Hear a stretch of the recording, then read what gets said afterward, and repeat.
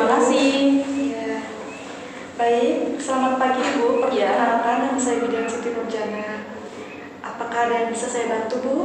Ini kan saya kemarin tuh baru nikah Bu, jadi saya kesini tujuannya tuh pengen cek kesehatan juga dan pengen tahu bagaimana sih cara mencegah atau mendeteksi dari kanker payudara tuh kayak gimana gitu Bu.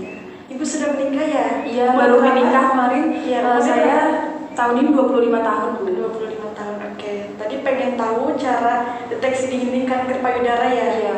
Ya itu cocok banget ya Bu. Apalagi usia Ibu ini sudah memasuki usia wanita usia subur. Iya. Jadi direkomendasikan ya. Iya Bu. Tapi sebelumnya pas Ibu SMA atau ya SMA dari lulus SMA sudah tahu belum sih apa saja deteksi dini payudara itu? Waktu itu sih ada konseling gitu Bu dari pihak kesehatan, tapi tidak diberitahu apa saja bagaimana cara-caranya, langkah-langkahnya itu seperti itu nggak dikasih tahu. Jadi belum paham banget. Iya, ya? belum paham banget. Udah. Kalau gitu sekarang kita jelaskan ya Bu. Iya. Sebelum kita jelaskan lebih lanjut, Ibu sudah tahu belum kalau pengertian wanita usia subur? Belum Bu, itu biasanya dari usia berapa ya? Ya, jadi usia subur itu semua wanita yang telah memasuki usia antara 15 sampai 49 tahun tanpa memperhitungkan status perkawinannya. Nah, selanjutnya kalau pengertian kanker payudara sendiri itu kanker payudara ya maksudnya, Ibu sudah tahu belum sih? Belum sih Bu, tapi pernah dengar gitu di berita-berita biasanya tuh kanker kan tumbuh di payudara seperti benjolan ataupun rasa nyeri gitu Bu. Iya. Cuma kan saya belum tahu apa aja gejalanya terus rasanya tuh bagaimana belum tahu. Iya betul. Jadi kanker payudara itu sekelompok sel yang tidak normal ya Bu. Nanti dia akan berkembang secara bersama-sama dalam keadaan yang tidak terkendali, masuk dan merusak ke jaringan sehat di payudara. Nanti juga dia akan membentuk benjolan atau tumor ganas ya Bu. Iya. Gejala kanker payudara adalah baru diketahui bahwa dirinya terserang kanker payudara setelah timbul rasa sakit atau nyeri ya Bu pada payudaranya. Nah, setelah itu ada benjolan yang tumbuh semakin besar pada payudara jaringan itu. Faktor resikonya sangat banyak Bu yang tidak dapat dihindari. Apakah Ibu sudah tahu apa saja? Belum Bu, belum tahu. Belum tahu ya, saya kasih tahu ya. Iya. Kalau faktor resiko kanker payudara yang tidak bisa dihindari itu seperti ada gender, yaitu wanita resiko utama dari kanker payudara. Karena laki-laki itu bisa mengidap kanker payudara juga, tapi perbandingannya hanya 100/100 ya, kebanyakan wanita.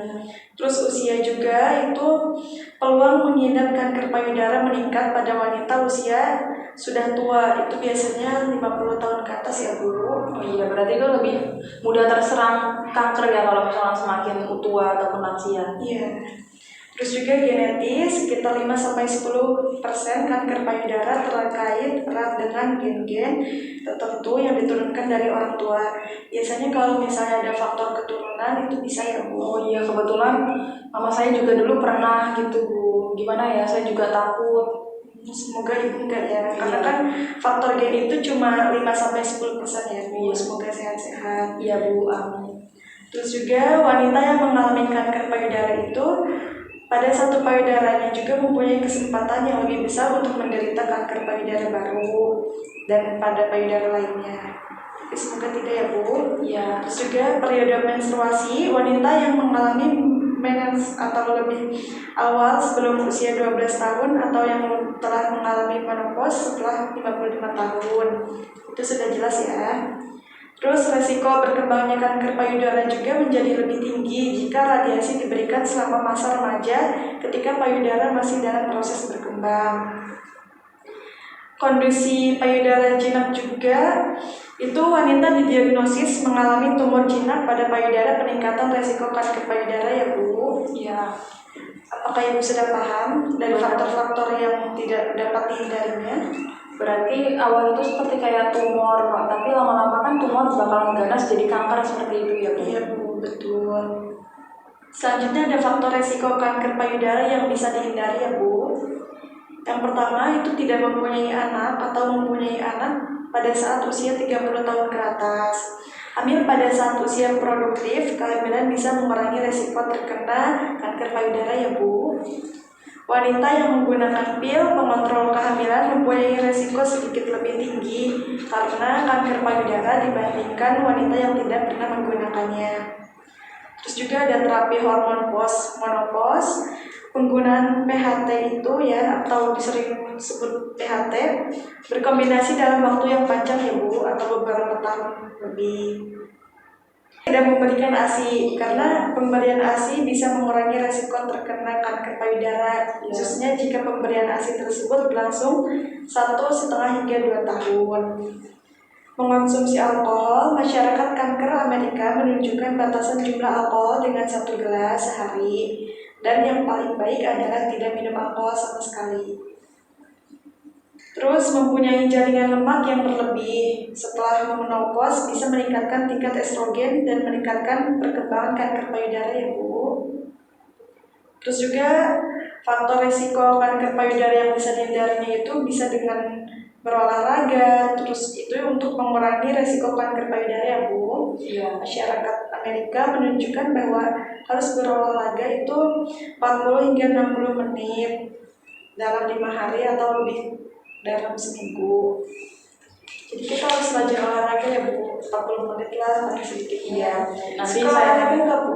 kebetulan suka seperti jogging sama bersepeda aja gitu Bu, kalau pagi kalau libur kerja gitu. Apa Bu, di waktunya diluangkan ya. Iya. Terus deteksi dini kanker payudara ya, kita akan masuk ke topik kita ini. Sebelumnya, apakah Ibu sudah tahu apa itu deteksi dini kanker payudara? Mungkin deteksi dini itu kayak mulai mencegah dari kanker payudara gitu Bu. Iya betul, itu suatu usaha kita ya Bu untuk mendeteksi dan menentukan ada atau tidaknya benjolan atau kelainan pada payudara kita. Macam-macamnya seperti apa ya Bu? Macam-macamnya ada banyak banget. Nanti kita jelaskan sekarang ya Bu ya. Iya. Nih saya izin menjelaskan. Di sini ada pedoman program deteksi dini kanker payudara yang dianjurkan oleh American Cancer Society. Nah, Ibu kan sekarang umurnya 25 ya? Iya. Nah, 20 tahun sampai 25 tahun itu bisa dicek atau usia tersebut itu bisa dengan melakukan sadari ya atau pemeriksaan sendiri. Sudah tahu belum Bu caranya? Sudah tahu Bu, karena kemarin kan saya sudah ikut penyuluhan. Berarti udah tahu ya caranya. Oke. Terus umur 25 sampai 35 tahun sama ada pemeriksaan dokternya juga nanti ya. Terus pada usia 35 tahun ada baseline mamografi dan selanjutnya ya Bu, banyak. Iya. Nah, Ibu kan sudah tahu ya tadi katanya pemeriksaan sadari payudara sendiri itu. Iya. Berarti menurut Ibu itu apa sih pemeriksaan itu? Pemeriksaan payudaranya itu seperti dilakukan sendiri gitu Bu, setiap 1 bulan sekali sih minimal. Dan itu memang rutin dilakukan biar nanti tuh kita sebagai wanita mencegah ataupun melindungi sejak dini agar tidak terjadi kanker ataupun tumor payudara. Iya betul. Ibu sudah melakukannya di rumah? Belum sih Bu, belum sempat karena kan suka lupa gitu. Tapi sudah tahu ya ilmunya ya. Ya. Mungkin mulai dari sekarang ya boleh ya. Ya. Itu tuh bisa mendeteksi dini ada atau tidak kenormalan pada payudara ya Bu. Ya. Tapi tidak untuk mencegah kanker payudara. Terus kalau mamografi itu biasanya nanti pada pengecekan mamografi itu ada foto payudara dengan sinar X yang dosisnya rendah ya Bu. Itu biasanya dilakukan di pemeriksaan dokter gitu ya. Berarti di klinik Ibu belum ada yang mamografi itu? Tidak ada Bu. Iya. Mungkin itu saja. Terus juga ada termogram payudara, itu dapat dilakukan nanti pakai kamera inframerah gitu Bu. Oh iya. Teknologi semakin canggih ya Bu. Jadi betul Bu. Apakah ada yang ingin ditanyakan lagi? Mungkin tidak ada, sudah jelas Bu. Jadi mules. Pemeriksaan sadari itu Setelah menstruasi ya Bu, Iya. 7 sampai 10 hari kan ya? Iya. Ya, Ibu sudah tahu ya, karena kan payudara kita itu setelah menstruasi tidak keras lagi ya. Jadi bisa dilakukan pengecekan sadari. Iya. Berarti sudah paham kan teknik-tekniknya juga? Iya, sudah paham. Oke, kalau gitu, kalau misalnya ada yang dibingungkan, nanti Ibu boleh datang lagi ke sini ya. Iya Bu, nanti saya tanyakan apabila nanti terjadi hal-hal yang tidak diinginkan. Berarti sudah paham ya Bu? Paham. Oke.